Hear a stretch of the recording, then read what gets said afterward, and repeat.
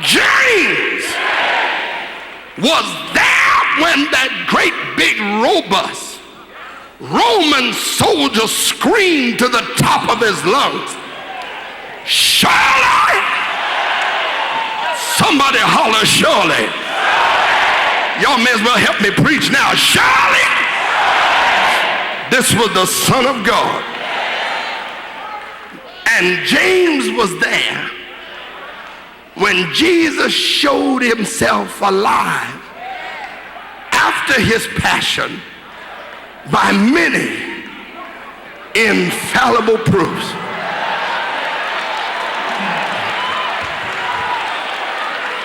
Some 35 years later,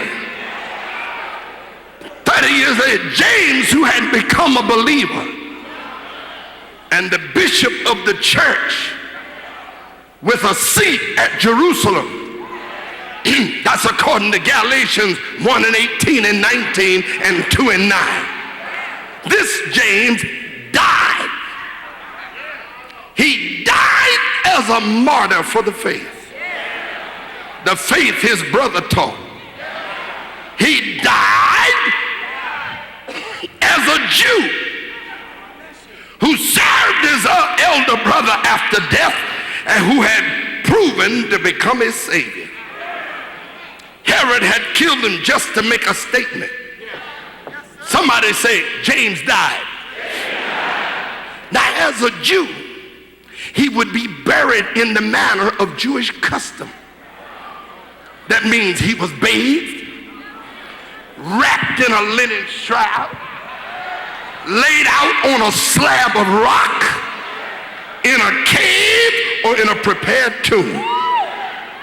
Custom has it that the body, unembalmed body, would lie in that place for at least 1 year.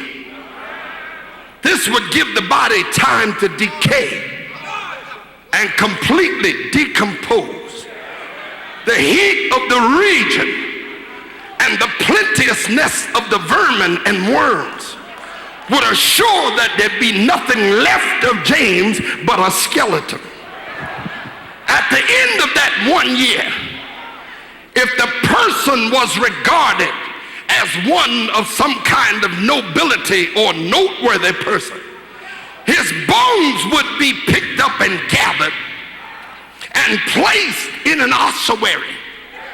This was a very narrow chest or a box, and its likeness would be regarded as sacred or venerable. It was to be buried in a catacomb. To be buried in a catacomb. A wall safe, which we now call mausoleum. That's what happened to James' bones. They put his bones somewhere in a wall in his hometown called Capernaum, that the family or the keepers would be certain to do. That was to put the name of the dead person on the box and say who they were the son of or who of nobility they were related to.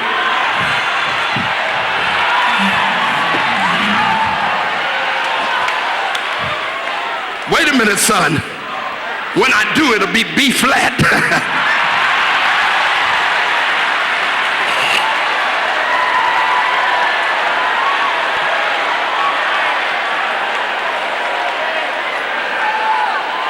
There's one little caveat. There was one little caveat in this thing. They could not list the relative on the box unless one of those relatives were alive at the time of the inscription.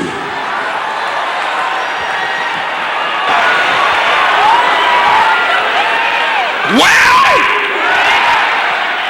about About 7 or 8 years ago, there was an archaeological find conducted out in the Middle East around old Capernaum.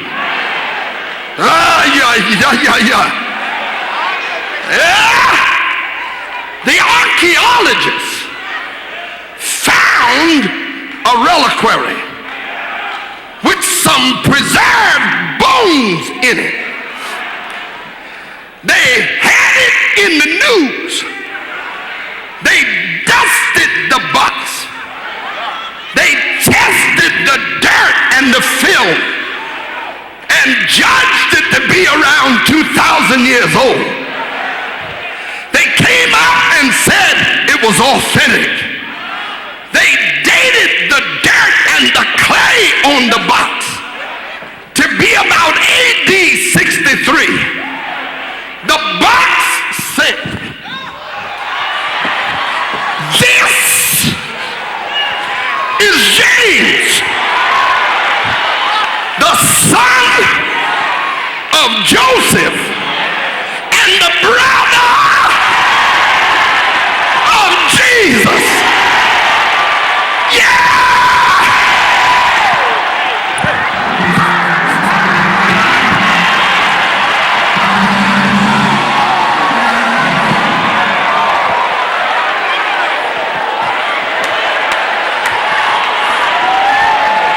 They found out that this was the apostles' bones. It became for me another infallible proof that Jesus rose from the dead. You remember now, and I'm closing,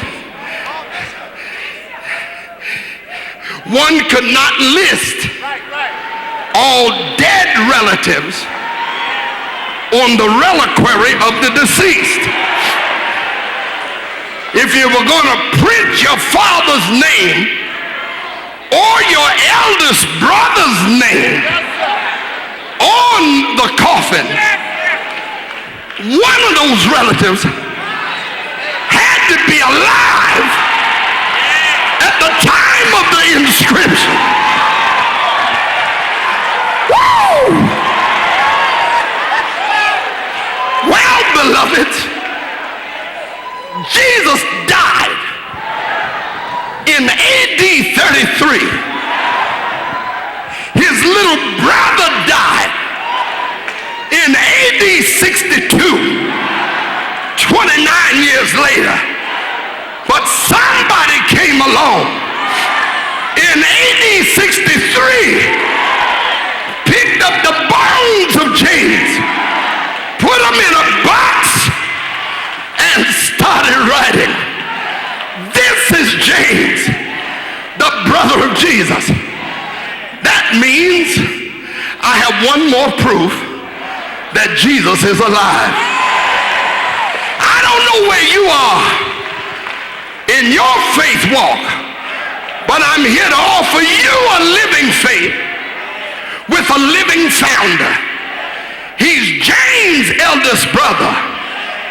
James was his brother because they had the same mother. You and I are his brothers and sisters because we have the same father. Yeah.